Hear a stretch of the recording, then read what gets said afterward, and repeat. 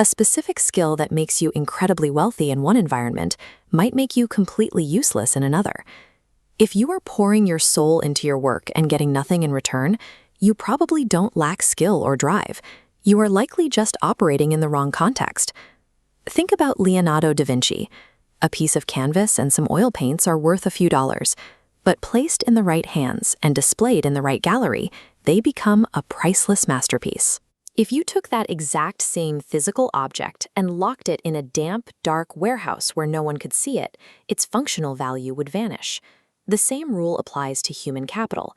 Imagine a genius programmer with a natural talent for coding, but they happen to be born in the year 1800. Without computers, that intellectual value has no outlet. They'd likely end up doing hard labor in a coal mine. Finding the exact environment that actually needs your specific abilities is the most important career move you can make. It matters far more than how hard you are willing to work. Finding the right context is difficult because workplaces are rarely built on pure merit. They run on flawed behavioral economics, something researcher Daniel Kahneman spent his life studying. Look at the cobra effect in colonial Delhi. To reduce venomous snakes, the government offered bounties for dead cobras. Predictably, people bred them for income. Now overlay that onto an office. Rewarding late hours with overtime pay actually financially incentivizes slow, inefficient work. When a system is built on these broken incentives, playing by the official rules can lead to a misalignment of effort, where your hardest work only serves to deepen the inefficiency. There is a strategic principle called the first mover disadvantage. Sometimes the smartest move is to stand entirely still and watch the board. See who actually gets promoted and who gets ignored. Doing this requires emotional intelligence. Forget the soft definition of empathy.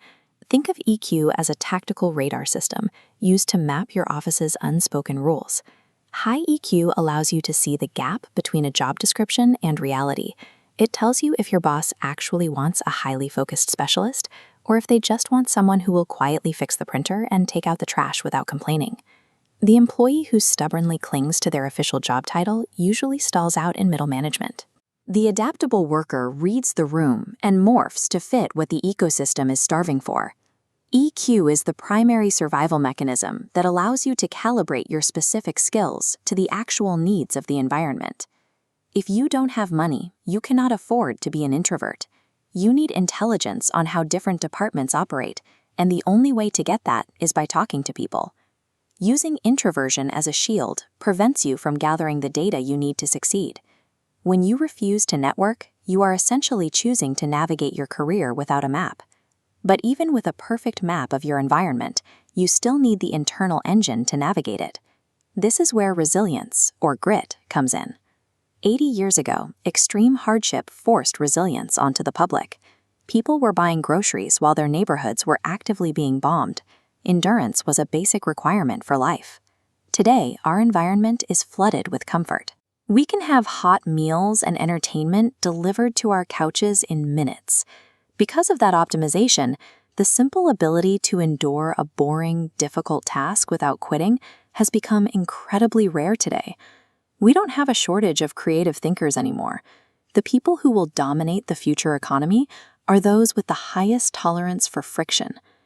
Mapping your context and building resilience is nearly impossible to do alone. You need a mentor. The problem is, almost everyone looks for guidance in the wrong places. We listen to podcasts from tech billionaires, hoping to extract some secret framework for success. But a billionaire's daily context is completely unrelatable to yours. Their advice cannot solve your problems. You don't need a tycoon. You need to find someone who is exactly 1 or 2 steps ahead of you. Someone who just got the promotion or the salary bump that you are currently aiming for. A localized mentor understands your current reality. They can tell you exactly which bullet points to rewrite on your resume and exactly which manager you need to impress to move up. Hard work is merely the baseline. Real success is realizing you are the canvas, and you must find the right context to hang it in.